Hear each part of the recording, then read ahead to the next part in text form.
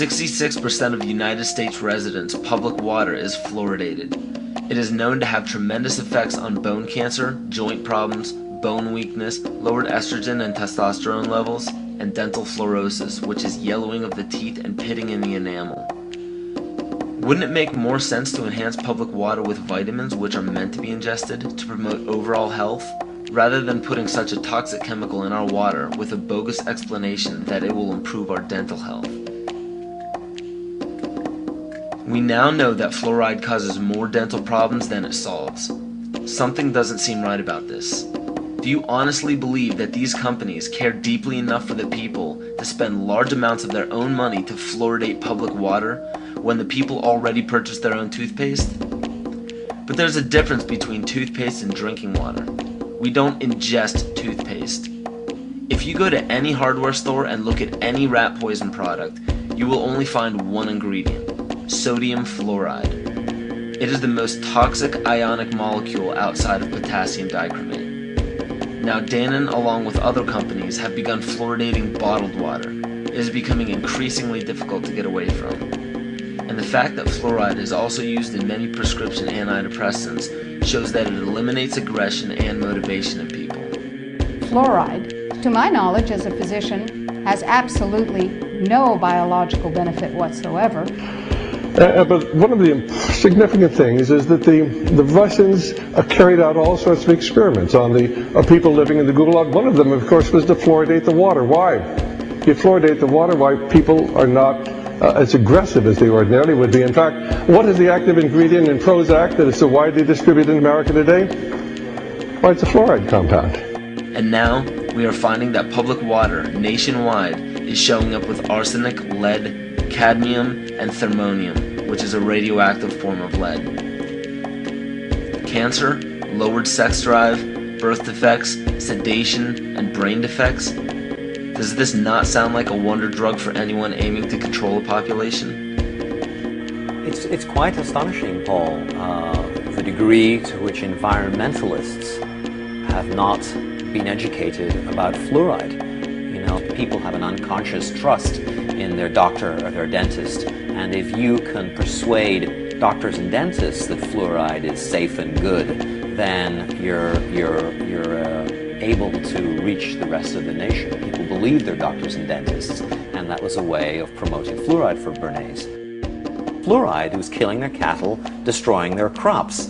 Fluoride given to rats had produced bone cancer and liver cancer, and that those results had been doctored to make it look as though fluoride hadn't caused as much cancer. The pattern that we saw, it typically is what we see with other neurotoxic agents that are well known to cause a hypoactivity or a memory problem or an IQ problem. When I first presented the results of these studies, one of the individuals sitting and listening to the results, he says, "Do you have any idea what you're saying?" And he says, "You're telling us that we're reducing the IQ of children." And basically I said, yes.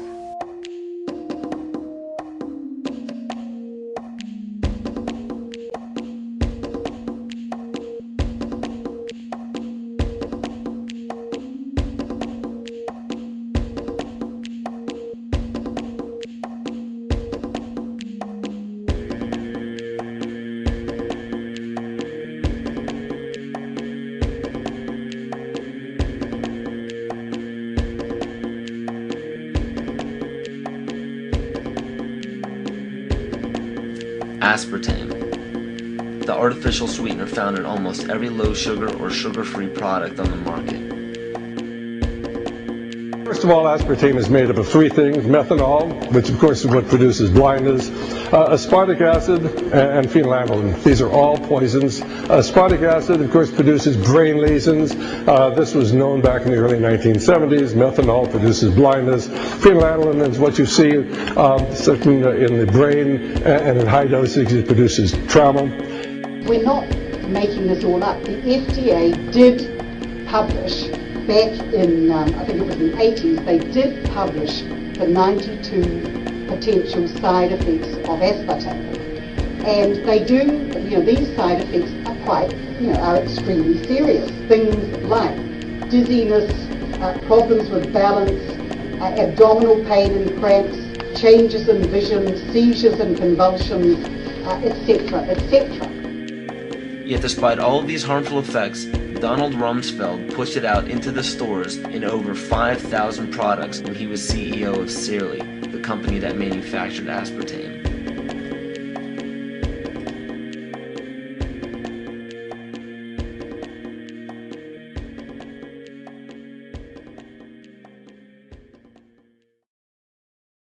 The sustainable goal is the elimination of the middle class. The world cannot support 6 billion people. But you see, the plan behind sustainable development includes population control. It's a program for land use control, education control, and population control. The leaders of the sustainable movement say that the world's human population should not exceed 500 million people. That's a 93% reduction of today's population levels.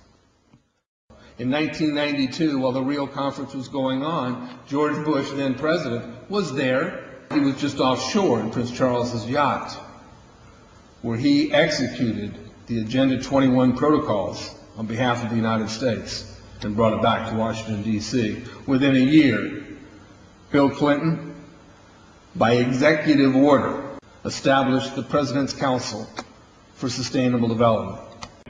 In 1996, Bill Clinton set up the President's Council on Sustainable Development. One of the dictates of Agenda 21 is that every country in the world is to set up a national council to oversee the implementation of Agenda 21. I've listened to Gorbachev explain, we are writing a new set of 10 or 15 commandments to replace the original 10. Which one of the 10 do you think these guys don't like? Thou shalt not lie, thou shalt not steal, thou shalt not covet. Because I'll tell you what, these people have lied to us. They're in the process of stealing all of this nation's natural resources, and they covet everything you have left.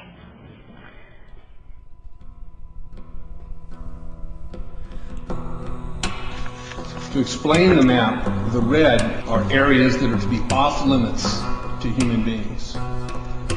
If you live there, you won't. The yellow areas are the areas for major control of all human activity. If you live there, you won't. The black dots are the smart growth zones. That's where human beings are to be stacked and packed in small living units along rail tracks. The Smart Growth Program ultimately has jobs assigned and children cared for by the state.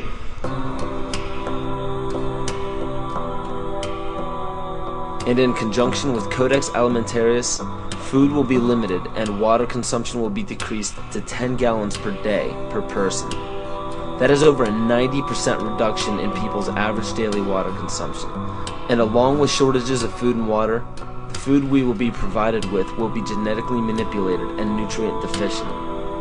Genetic manipulation of food causes complications in metabolizing and utilizing food for energy.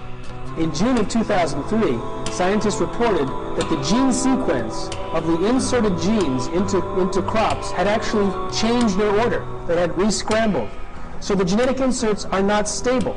Another laboratory confirmed this and found that it had changed in the same varieties in different ways that they had tested. So not only is it unstable and changing, it's not even uniform in the way it's changing. This is incredibly dangerous. Nutrient deficiencies due to Codex's planned vitamin and mineral ban will cause billions of preventable diseases. Both of these will ultimately lead to billions of deaths.